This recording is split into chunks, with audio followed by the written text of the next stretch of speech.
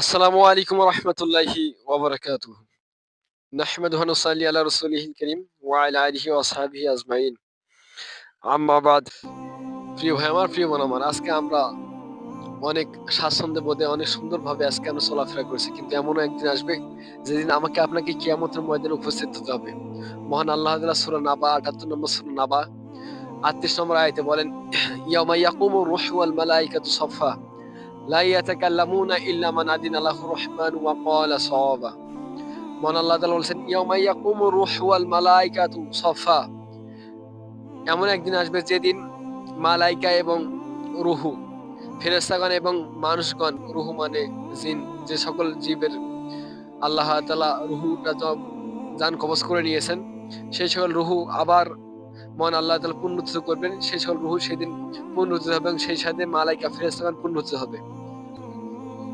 ইয়াউমা ইয়াকুমুর রূহুল মালাইকাতু সাফফা, এবং রূহগণ সেদিন পুনরুত্থিত হবেন এবং মালাইকা ফেরেশতাগণ পুনরুত্থিত হবেন। সেই সাথে তারা দণ্ডায়মান অবস্থায় হাসরের ময়দানে তারা সারি সারিবদ্ধভাবে সেখানে দাঁড়িয়ে যাবেন। লা ইয়াতাকাল্লামুন, সেদিন কেউ একটা কথা বলতে পারবে, একটা টু শব্দ করতে পারবে না, একটা কথা, কোনো কথা বলতে পারবে না। ইল্লা মান আযিনা লাহুর রাহমানু ওয়া ক্বালা সাওয়াবা, তবে মহান আল্লাহ তাআলা দয়াময় আল্লাহ তাআলা যাকে অনুমতি দেন তিনি ব্যতীত কেউ কথা বলবে না। আর যাকে অনুমতি দেওয়া হবে ক্বালা সাওয়াবা, সে সঠিক কথা বলবে, ঠিক প্রকৃত কথা বলবে, সত্য কথা বলবে। এরপর আয়াতে ৩৯ নম্বর আয়াতে মহান আল্লাহ তাআলা বলছেন, যালিকাল ইয়াউমুল হাক্ক, এই দিনটি এই দিনটি সত্য। জালিকা শব্দ দূরবর্তী ক্ষেত্রে ব্যবহার করা হয়, যেহেতু কিয়ামতটা একটু দূরে আছে, সেহেতু মহান আল্লাহ তাআলা বলছেন ওই দিনটি, এই দিন বলেন নাই, ওই দিনটি অবশ্যই সত্য, ধ্রুব সত্য।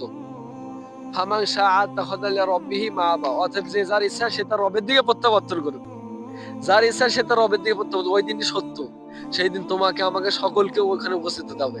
অতএব মহান আল্লাহ তাআলা বলছেন, ফামান শাআ আত্তাখাযা ইলা রাব্বিহি মাআবা, অতএব যার ইচ্ছা, শোনো, অতএব যার ইচ্ছা সে তার রবের দিকে প্রত্যাবর্তন করুক। পরে আয়াতে বলছেন, ইন্না আনজারনাকুম আযাবান করিবা, নিশ্চয়ই আমি তোমাদের সতর্ক করছি অবশ্যম্ভাবী শাস্তি সম্পর্কে।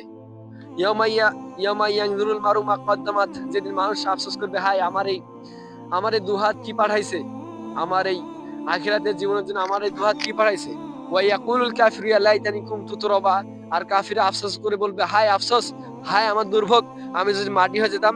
সেদিন অবিশ্বাসে মাটি হয়ে যেতে চাইবে, কারণ মাটি হয়ে গেলে তো তাদের শাস্তি নেই, শাস্তি হবে মানুষ, পাথর আর জিনের।